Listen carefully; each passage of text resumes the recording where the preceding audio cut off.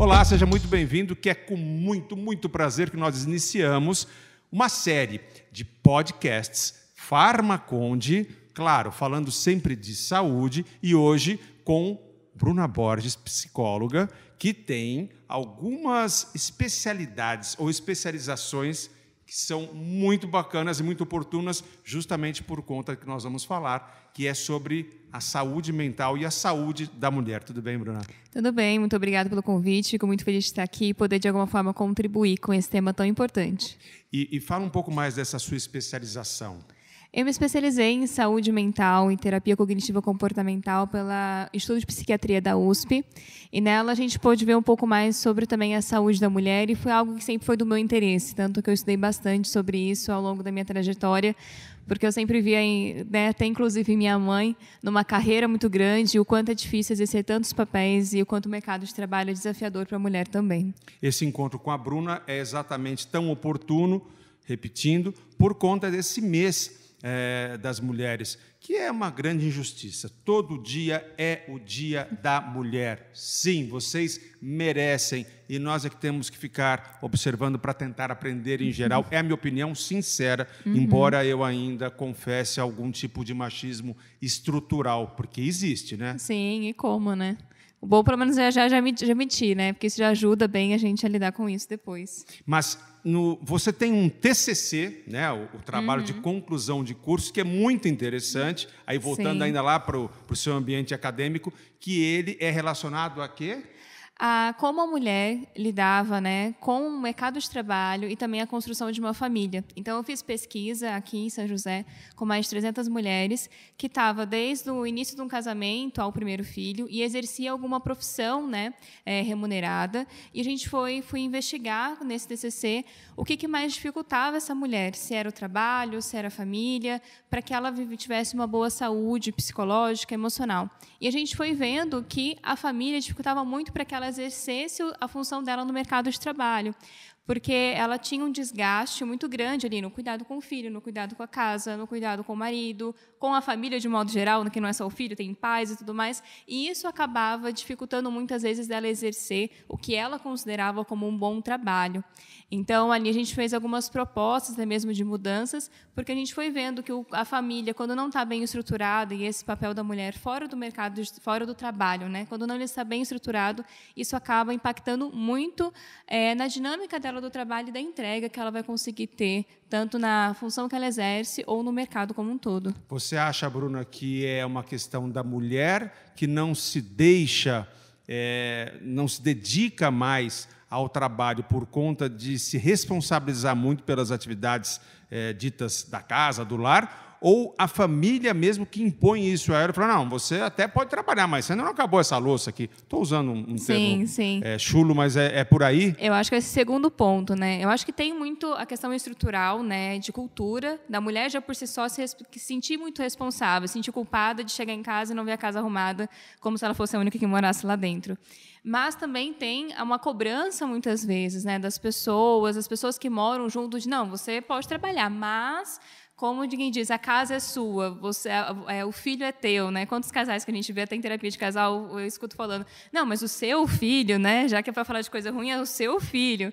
Então, quanto isso vai trazendo essa ideia de que ela é responsável e muitas vezes abraça essa responsabilidade e acaba dificultando com que ela lide também com o mercado de trabalho, com as funções que ela tem que exercer, porque as funções da família acaba tirando dela muito empenho, dedicação, concentração.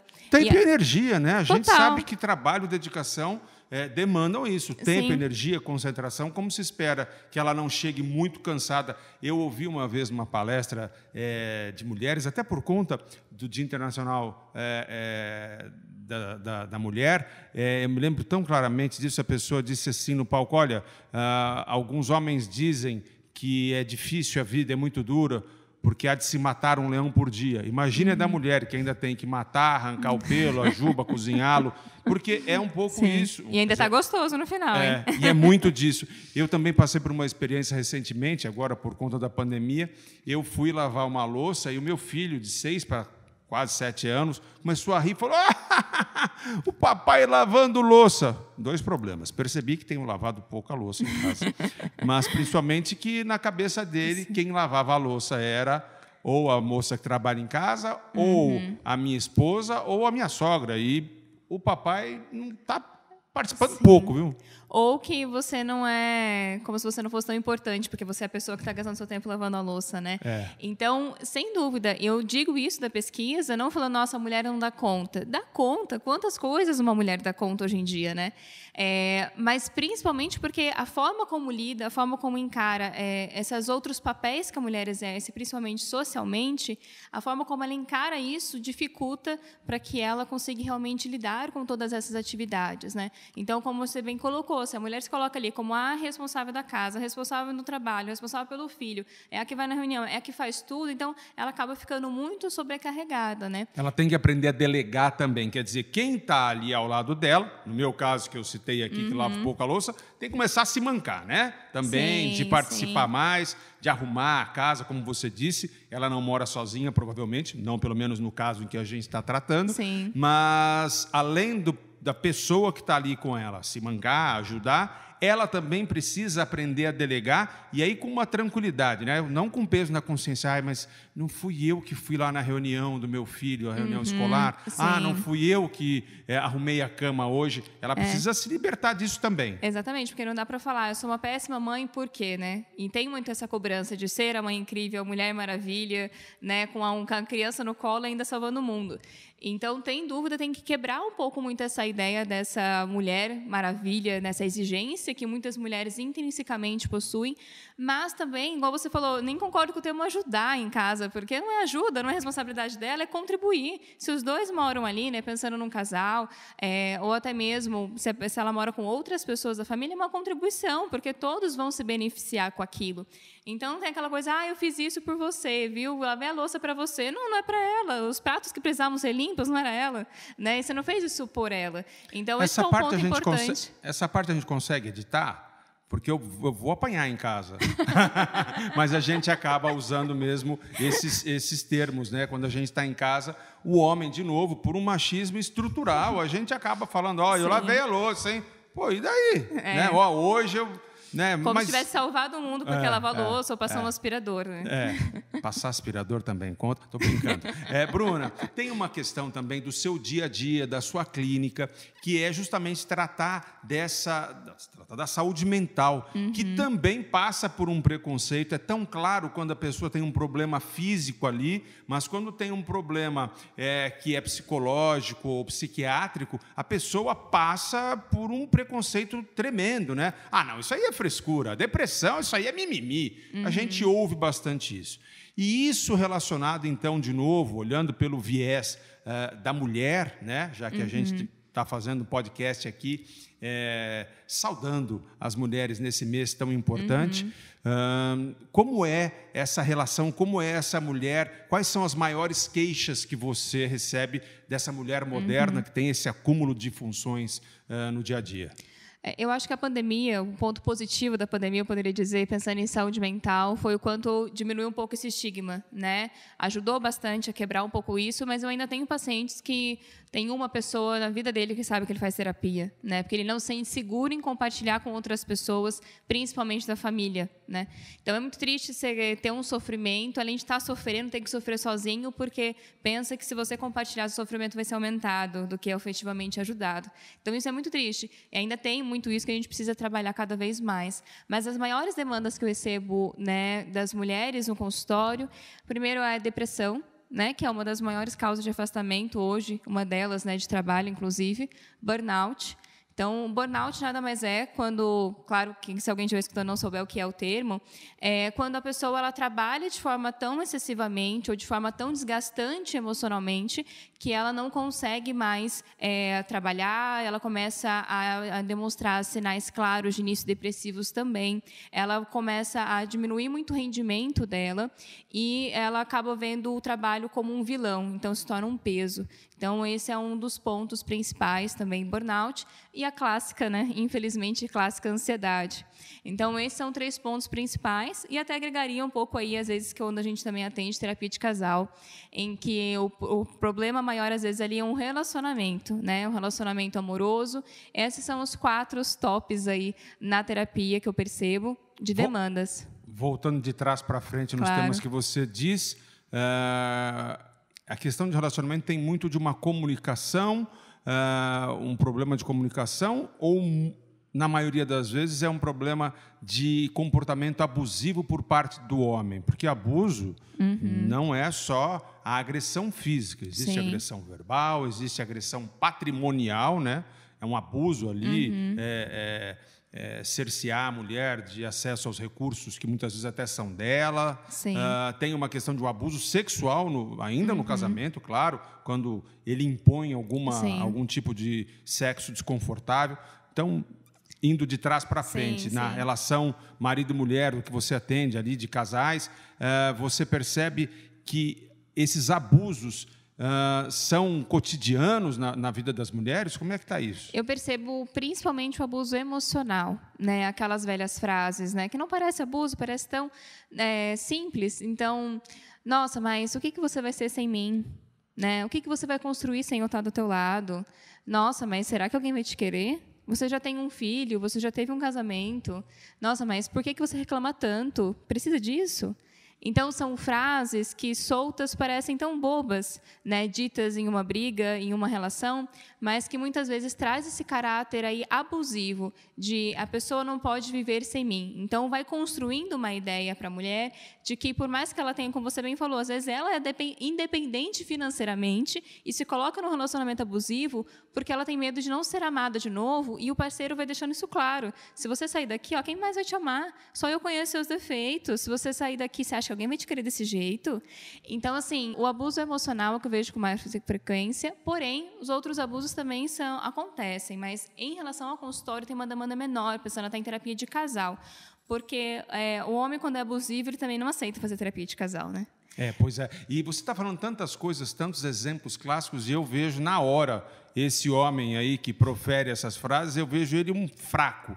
E tem umas piadas muito boas, né, que são realmente assim reflexo do dia a dia e do que a gente passa. Aquela história de que o homem fala, não, eu aqui no casal, eu sou a cabeça. Imagina, eu sou o cabeça. A mulher, sim, ela é o pescoço, né? Porque é ela que vai mandar para onde essa cabeça vai virar. E quem tem um casamento feliz no sentido de dividir responsabilidades, parceria, construção, né? objetivos, missões, todo mundo sai ganhando.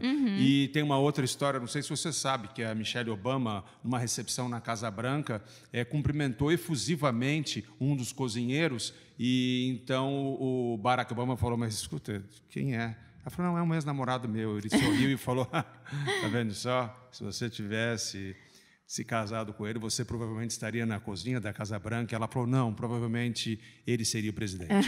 E tem, lógico, que tudo isso é piada, mas é para dizer mesmo da força, da percepção da mulher. Eu acho que a mulher e o homem são realmente necessariamente diferentes, mas se complementam, né, se complementam em muitos casos, e isso nos dá muita força. Eu vejo, mais uma vez falando do meu exemplo, em casa eu teria parado em muitos pontos lá atrás, profissionalmente, emocionalmente, se não eu não tivesse sido impelido pela minha mulher, muitas vezes pela ansiedade dela, ou pela algo que ela não tenha, talvez, previsto, mas que ela desejava, e isso acontece. Falando especificamente aqui, mais uma vez, nesse podcast tão importante, Farmaconde, cujo tema é mulher, saúde mental das mulheres, mas também falar do dia a dia das mulheres, na clínica, as mulheres, na sua clínica, no seu dia a dia, as mulheres falam ou se reportam sobre questões, obstáculos no trabalho? Sim, hoje eu atendo bastante, ainda mais pensando com a pandemia, a forma como as coisas aconteceram, houve algumas demissões em algumas empresas, né, e uma sobrecarga de trabalho para algumas pessoas, infelizmente, né, isso acaba sendo uma realidade, tanto para a necessidade da empresa e também a pessoa quer continuar no trabalho, então aceita aquelas condições. Então, eu tenho recebido uma maior demanda agora com a pandemia do burnout, né, que é esse excesso de trabalho ao ponto de deixar a pessoa doente emocionalmente.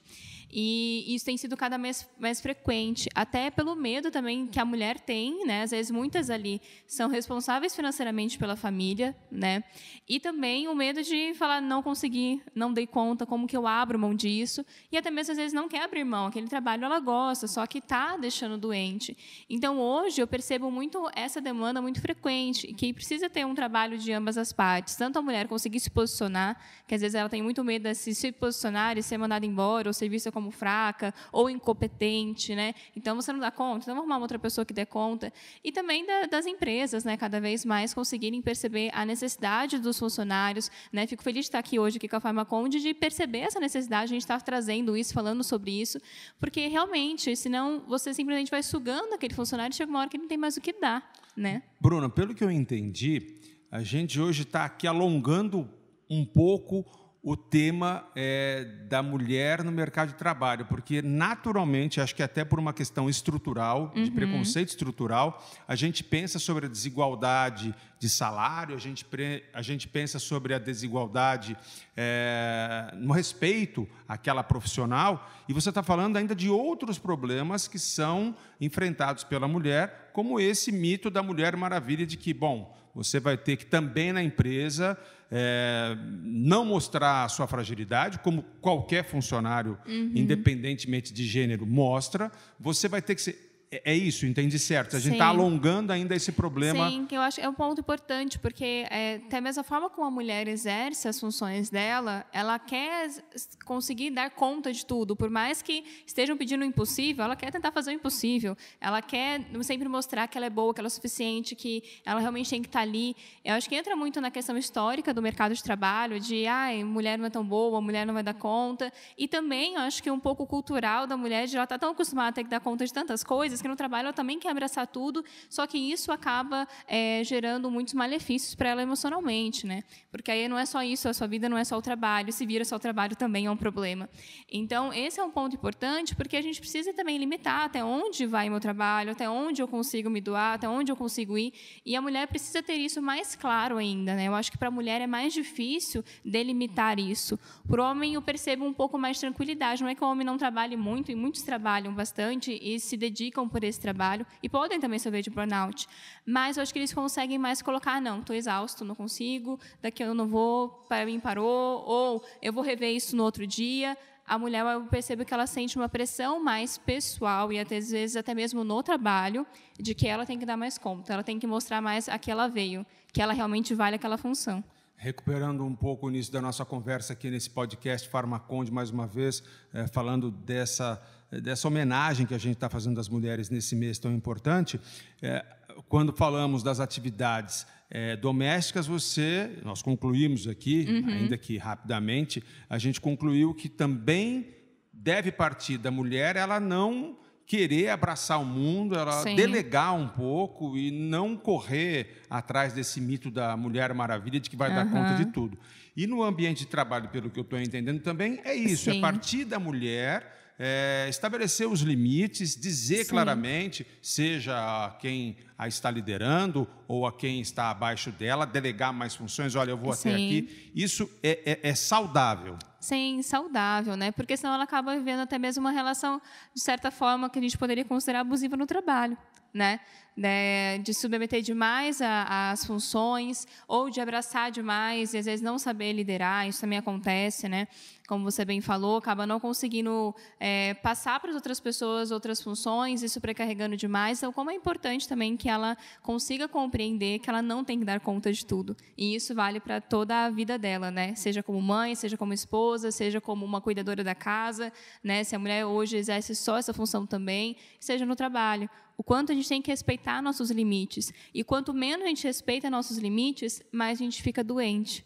Porque a falta de respeitar nossos limites, entender até onde a gente vai de forma saudável, é o que a gente vai extrapolando, chega uma hora que a gente não dá conta, o nosso emocional não dá conta. É aí que a gente começa os principais sinais de algumas doenças psicológicas, como ansiedade, crise de ansiedade, crises depressivas, né? Que são as mais comuns que a gente vê hoje, inclusive em consultório. Então, na verdade, é um pouco olhar para as suas limitações e ela não ser um problema. Na verdade, quando a gente reconhece nossas limitações, isso é uma grande virtude, porque eu entendo os meus limites, eu sei bem ministrar, direcionar bem o que eu vou fazer, como eu vou fazer, conduzir. Os meus limites não precisam me paralisar. Na verdade, eles vão parte do meu autoconhecimento. E isso vai me auxiliando a trabalhar melhor todas as minhas funções. Hoje nós estamos aqui com Bruna Borges, psicóloga, e nós estamos falando sobre a mulher, falamos já sobre acúmulo de funções, falamos da mulher que possa passar por algum tipo de abuso em casa, e aí não é só o abuso sexual, não, mas o abuso até de exagerar nas demandas e missões para essa mulher, como também o que acontece no ambiente de trabalho. E a gente ainda nem falou de quanto as redes sociais podem impor ali algum tipo de padrão, de beleza, de magreza, Sim. tudo mais, porque além de trabalhar, de cuidar da casa, dos filhos, a mulher ainda precisa ser a mais gata, estar magra, bem vestida, no peso certo, se possível ainda com aquele corpão. Isso tudo também afeta demais, né? Não, demais, né? Porque além de muitas, né, serem mães, cuidar de uma casa, estar disposta e disponível para o marido, ter um trabalho, ainda precisa ir à academia e fazer uma dieta, né? Como que cabe isso em 24 horas? Eu não conheço uma mulher que já chegou e falou para mim, nossa, preciso emagrecer nem que sejam 5 quilos, né? Então, a relação dessa... É bem o que a gente também falava, né? Nesse ter que estar tão perfeita, né? Essa idealização da mulher perfeita que a gente via anos 80, tinha a revistinha, não sei se você já viu, antigamente tinha uma revista. Eu sou muito novo. Ai, desculpa, a minha idade aqui, estou entregando. De como que a mulher precisava se comportar quando o marido chegasse em casa, né? Então, tinha uma revista básica que era entregue às mulheres. Então, você tem que estar bonita, de salto, com o jantar pronto, perguntar apenas do dia dele, só deixar ele falar. E a ideia também, como a gente dizia agora, do estar bonita, arrumada, sempre bem. E o quanto isso é cobrado, as redes sociais cobram cada vez mais isso, né? De, nossa, você tem que estar com aquele corpo perfeito, com tudo em cima, você acabou de ter um filho, daqui a um mês não pode mais ter barriga. E é uma cobrança muito grande, e o que eu fico mais triste, que eu vejo muitas vezes essa cobrança acaba acontecendo entre as mulheres, não necessariamente dos homens. E aí é um ponto que foge fora da curva, porque a mulher se sente muito julgada e muitas vezes é a primeira a julgar. E isso é muito triste, porque ela não parece que dói demais para uma mulher, estava dizendo isso com uma amiga minha hoje, dói demais, parece uma mulher ver uma melhor que ela. Nossa, então se ela está melhor, então, nossa, o sapato dela é feio.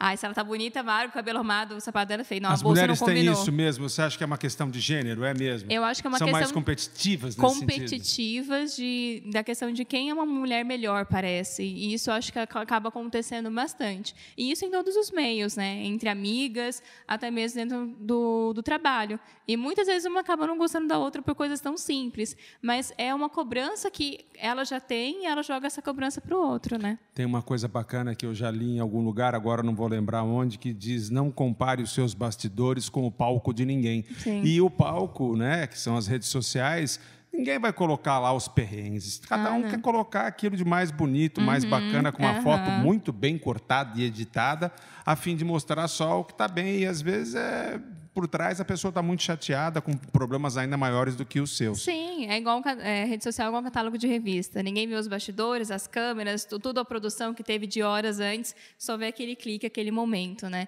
Então, é muito complicado se basear numa vida disso, né? E a autoimagem da mulher é muito prejudicada nesse ponto, nessa comparação, né? Então, tanto as comparações por si só é muito injusto, né? Se eu me comparo a qualquer mulher que está aqui, por exemplo, eu estou fazendo uma comparação que já por si só é injusta, porque a única comparação que a gente tem que se basear é conosco mesmo. É só aí que eu posso ver meu crescimento, é só aí que eu posso ver meu desenvolvimento. Se eu me comparo com qualquer outra pessoa, né, desde Gisele Bündchen a qualquer outra mulher que eu encontre na rua, não vai ser uma comparação saudável, porque são pessoas diferentes, com pessoas diferentes, que bom que elas têm características diferentes. E isso é uma coisa muito importante.